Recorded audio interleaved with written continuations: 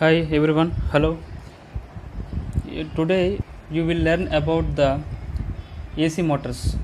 So today we will discuss about the AC motors. So it is comes under AC machines. Already in the previous lectures we have discussed about AC generators, I mean synchronous generators, construction working of each and every part. And today we will discuss about AC motors. Mainly AC motors consist two types: single phase motors, three phase motors. Single phase motors we will discuss it is later.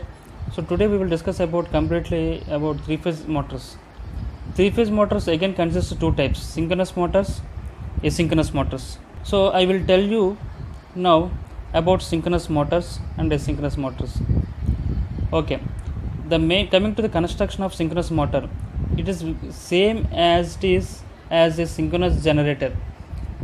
So synchronous generator construction is same to the synchronous motor, just the difference is in the synchronous generator input is mechanical energy, output is electrical energy. Here vice versa, input is electrical energy, output is mechanical energy. This is the synchronous generator construction. So here it is also called as synchronous motor when the input and output energies are reversed. So if input is mechanical energy, then it is called generator. If input is electrical energy, then it is called motor, synchronous motor. It is simple two pole motor. If input is electrical energy, it is called as motor. If input is mechanical energy, it is called as generator. So there are mainly two parts, stator and rotor. Now coming to the synchronous motor, this is the synchronous motor diagram, construction diagram. This is the stator, three phase AC supply, which consists stator slots. In these slots, armature winding is constructed or designed in these slots. Now coming to the rotor part, it consists two poles and excitation, separately excitation from the DC supply. It has field coil. So these are the parts. Synchronous motors rotate. Rotor part is rotates with the same speed as that of speed of stator current. I mean, my opinion is stator has stator currents when the supply is given to the stator part. Those currents are passing in the stator winding, so that is armature winding. Those currents are passes with the speed. That speed is called synchronous speed. So that is the synchronous speed. Rotor is also rotates with the synchronous speed when it is a synchronous motor. So synchronous motor means the rotor part is rotates with the synchronous speed, then it is called synchronous motor. If the rotor is rotates with the less than synchronous speed, I mean here you see here this stator is rotates with the synchronous speed, rotor part is rotates with this less than the synchronous speed, then it is called induction motor or asynchronous motor. If the rotor part is rotates with the same as the stator speed, I mean synchronous speed, then it is called synchronous motor. If the less than the synchronous speed, then it is called asynchronous motor. Okay, if you cannot understand, then please comment in the comment box. These motors doesn't have slip. I mean, already in the previous lecture I told you about slip. The slip is comes when the difference between the slip speed and synchronous speed, I mean synchronous speed and rotor speed. If there is any difference between these two parts, I mean these two speeds, then slip comes here. So synchronous motor has the same speed in the stator and rotor. So I mean, if NR is also NS, then NS minus NS is equal to 0. So slip is 0. So that I told you one point, there is no slip in these motors. Okay, now the main applications, these are synchronous motors are used in mainly the robots. Please observe here, it is the stator part. Stator part has slots. These slots having armature winding. This is the rotor part. Rotor part has many poles which are excited by DC supply. So rotating magnetic field is produced in the stator winding. Constant magnetic field produced in the armature winding. So rotating magnetic field means the RMF means it is a synchronous speed NS. So this magnetic field rotates with the NS speed. So this stator part has inputs terminals. This box is called terminal box. So see here synchronous speed NS. So this stator magnetic field, rotating magnetic field rotates with the synchronous speed. So this rotor part has two terminals. This is the DC terminals.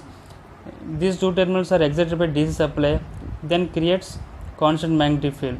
This is the rotating magnetic field in the stator part, constant magnetic field in the rotor part. This is the rotating, this is constant. So when the north pole comes here, then there is a south pole. These two poles are attracts each other. If comes to the north pole, then these two poles are repulsion here. So when these two poles are repulsion, then the rotor part is rotating, rotates with the some speed, that is called rotor speed. So see here, synchronous speed is 120 f/p formula. Synchronous speed is depending upon the directly proportional to frequency. Okay, so this is all about synchronous motor. Now coming to the asynchronous motors. Asynchronous motors are also called as induction motors. Asynchronous motors, see here, asynchronous motors are also called as induction motors. Asynchronous motors means the name itself indicating asynchronous. It doesn't rotates with the synchronous. So it is called asynchronous. So the rotor does not rotates with the synchronous speed, then it is called asynchronous motors. There is another name for asynchronous motors.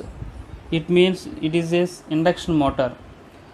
So induction motors are again three types: single phase induction motors, three phase induction motors.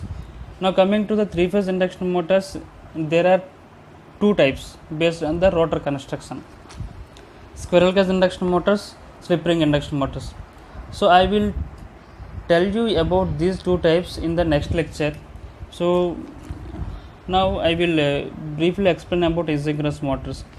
These asynchronous motors are mostly used in daily life, like pumping the water to the overhead tank in daily life. Because of these are very flexible induction motors.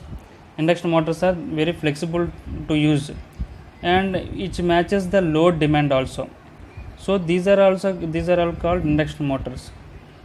Induction motors are very important for many industries because due to the bearing capacity and flexibility. Okay, induction motors are mainly advantage to the industries. And another point is it has slip, because slip means ns minus nr by ns. So the rotor speed is differ from stator speed. Rotor speed is differ from stator speed. So there is a difference between these two speeds. When the difference comes, then slip speed comes here. So when the slip speed is there, then the slip is also here. So the slip is equal to ns minus nr by ns. The rotor does not rotates with the stator speed, so the slip has in the induction motors. The applications of induction motors are mainly these are used in pumps, compressors, and prime movers for the many machineries. So if you want to rotate any machine, then these induction motors helps as a prime mover. So these are all about synchronous motor and asynchronous motors.